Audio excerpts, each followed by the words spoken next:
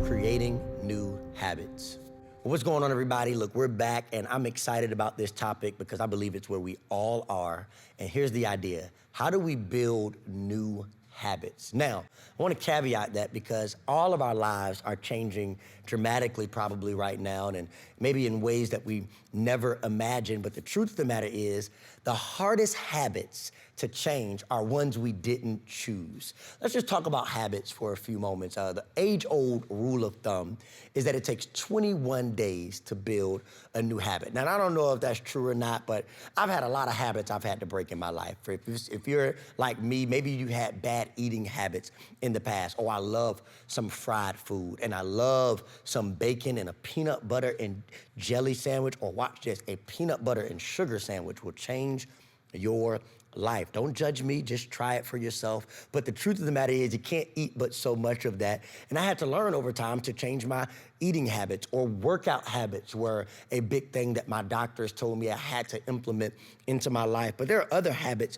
that I had to challenge or work on over time. Even moral habits I had to take into account in seasons of my life. The truth of the matter is, though, whenever you're trying to introduce a new rhythm, a new habit in your life, it's much easier when it comes from an internal place, when it is intrinsically motivated. But the hardest habits to instill in all of our lives are habits that we didn't choose, habits that have been imposed upon us by external factors. And that's the world we're living in today. We didn't choose these changes. We didn't choose these new rhythms. But the reality of it is, as some of us are sitting in our homes, as some of us are challenged with teaching our kids, as some of us are navigating these new dynamics, we all have to reimagine what it means to create new rhythms and new habits for our lives. As I look at scripture, I see this very clearly in Romans chapter 12, verse 2. And here's what it says in one translation.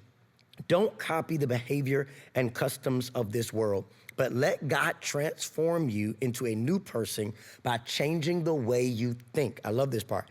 Not changing just your feelings, not just changing your desires, but changing the way you think. Then you will learn to know God's will for you, which is pleasing and perfect. Now, as we begin to think about all of our lives, I believe that this scripture should be a source of accountability for us. That in order for us to change any habit, any new rhythm, anything about our life that needs to be reformed or recovered or reframed, we're going to have to change the way we think about things. If you approach all of this with pessimistic attitudes, guess what? It's going to be hard to change. If you approach all of this downtrodden or in doubtfulness, guess what? It's going to be hard to create some new rhythms. But I want to suggest to you today that this season is an opportunity to create some new rhythms in your life. Maybe you haven't been doing dinner as a family together. Guess what? You can create that new habit. Maybe you haven't gone on a walk with your spouse in a while. You can create that new habit. Maybe you're looking at your eating habits and you can't just go out to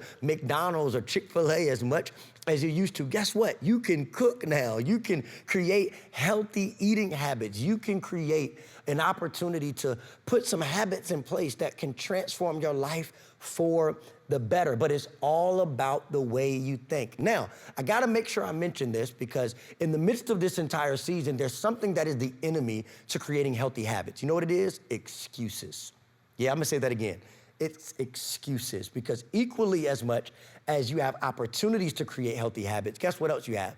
The opportunity to create enormous excuses about why you ate horrible for the next couple weeks or the next month or the next 2 months maybe, or maybe you have more excuses about why to be distracted in your house, or maybe you have more excuses about why you didn't do this and why you didn't go to the gym because it was shut down, so I didn't work out.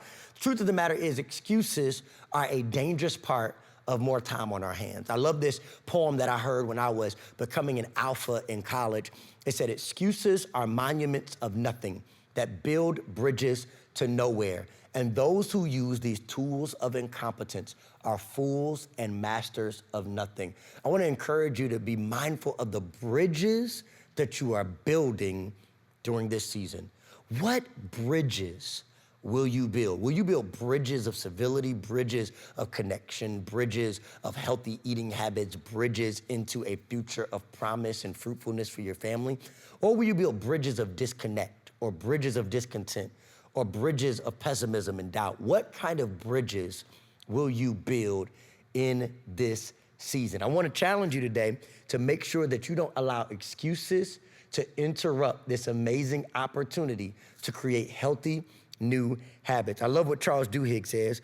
He says this idea that even in trying to create new habits, that all habits deal with a cue, routine, and reward. If you read the book, The Power of Habits, it talks about cue, routine, and reward. And what Charles Duhigg suggests in his book is that you can't really change the cue, but you can change the routine, and you can still honor with a reward. And so here's what I want to challenge you to think about as you go through this time of living out Romans 12:2, being not conformed to the laziness of the world or the complacency of the world or the excuses of the world, but transform your life by the way you think and live in a way that honors the will of God for all of our lives by implementing healthy habits. Here's 2 things you can do. Number 1, create better practices of accountability. I'm gonna say that again. Create better practices of accountability. Just because everybody can't come to the house doesn't mean that you can't work with somebody else to create practices of accountability. So turn on that Apple Watch, I just got one of these,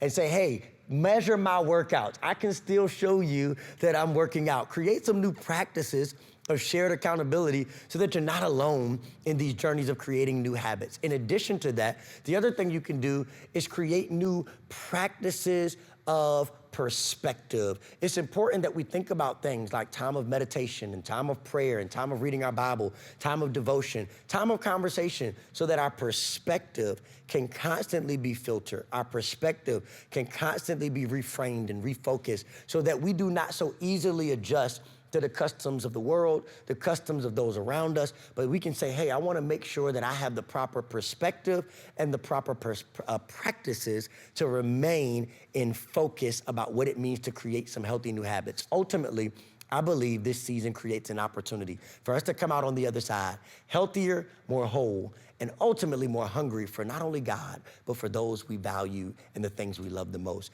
And I believe that God is gonna lead us through our practices of accountability and through our practices of perspective into a healthier future. Love you all, and hopefully you create some healthy habits during this time. God bless you.